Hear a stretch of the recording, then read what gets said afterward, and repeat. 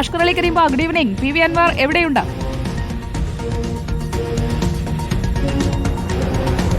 സുജ, എടക്കരയിലാണെന്ന് പി വി അൻവർ ഉള്ളത്.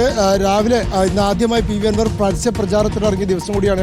എടക്കരയിലെ കാലിച്ചന്തയിൽ ഇന്ന് വ്യാഴാഴ്ച സന്ധ്യയായിരുന്നു. അവിടെ എത്തിയാണ് പി വി അൻവർ വോട്ടഭ്യർത്ഥന നടത്തിയത്. ഏറ്റവും പ്രധാനപ്പെട്ട കാര്യം, ഇപ്പോൾ നാമനിർദ്ദേശ പത്രിക പിൻവലിക്കാനുള്ള സമയം അവസാനിച്ചിരിക്കുന്നത്. ഇന്നൊക്കെ ഏറ്റവും കൂടുതൽ ഉയർന്നിരുന്ന പ്രധാനപ്പെട്ട ചോദ്യം പി വി അൻവർ നാമനിർദ്ദേശ പത്രിക പിൻവലിക്കുമോ എന്നുള്ളതായിരുന്നു. എന്തായാലും പി വി അൻവർ നാമനിർദ്ദേശ പത്രിക പിൻവലിച്ചിട്ടില്ല. മാത്രമല്ല പി വി അൻവറുടെ ചിഹ്നം ലഭിക്കുകയും ചെയ്തു. 3 ചിഹ്നങ്ങളായിരുന്നു പി വി അൻവർ നാമനിർദ്ദേശ പത്രികയ്ക്കൊപ്പം നൽകിയിരുന്നത്. ഒന്ന് ഓട്ടോറിക്ഷ, 2 കത്രിക, 3 കപ്പും സോസറും എന്നുള്ളതാണ്. അതിൽ കത്രിക ചിഹ്നമാണ് ഇപ്പോൾ പി വി അൻവറിന് ലഭിച്ചിരിക്കുന്നത്. അഥവാ 2 തവണ പി വി അൻവർ മത്സരിച്ച ചിഹ്നം കൂടിയാണ് അത്. പൊന്നാനി ലോക്സഭാ മണ്ഡലത്തിലും വയനാട് ലോക്സഭാ മണ്ഡലത്തിലും പി വി അൻവർ സ്ഥാനാർത്ഥിയായിരുന്നപ്പോൾ മത്സരിച്ച ചിഹ്നമാണ് കത്രിക. ആ കത്രിക ചിഹ്നം തന്നെ ഇപ്പോൾ ഇത്തവണ വീണ്ടും പി വി അൻവറിന് ലഭിച്ചിരിക്കുന്നു. ഏറ്റവും പ്രധാനപ്പെട്ട ഒരു കാര്യം എന്ന് പറയുന്നത്, പി വി അൻവർ കഴിഞ്ഞ ദിവസങ്ങളൊക്കെ തന്നെ രാഷ്ട്രീയമായ ഒരു ആരോപണം ഉന്നയിച്ചിരുന്നു.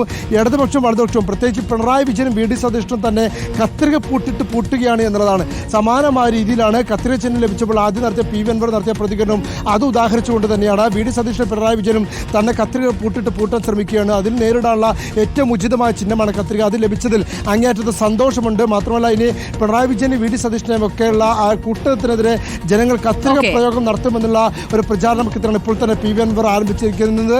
ഒരു സംശയമില്ല, ഇത്തവണ തെരഞ്ഞെടുപ്പിലുടനീളം പി വി അൻവർ പ്രയോഗിക്കാൻ പോകുന്ന പ്രധാനപ്പെട്ട തെരഞ്ഞെടുപ്പ് ആയുധവും ഈ കത്രിക തന്നെയായിരിക്കും. ശരി, അപ്പോൾ ആരുടെ പേരാണ് ആ കത്രിക മുറിക്കാൻ പോകുന്നത്? അതോ മറ്റേതെങ്കിലും തരത്തിലുള്ള സംഭവ വികാസങ്ങളുണ്ടോ? കത്രിക എന്ന് കേൾക്കുമ്പോൾ ആ കത്രിക എടുത്ത് നമ്മളൊന്ന് മുറിച്ചു കഴിഞ്ഞാൽ, അതൊന്ന് ചലിപ്പിച്ചു കഴിഞ്ഞാൽ, കത്രികയുടെ 2 കൈകളും ചലിച്ചു കഴിഞ്ഞിട്ടുണ്ടെങ്കിൽ ആ വെച്ചിരിക്കുന്ന സാധനം എന്താണോ അത് മുറിയും എന്നുള്ളതാണ്. അപ്പോൾ ആരുടെ പേരറുക്കും അൻവർ എന്നതാണ്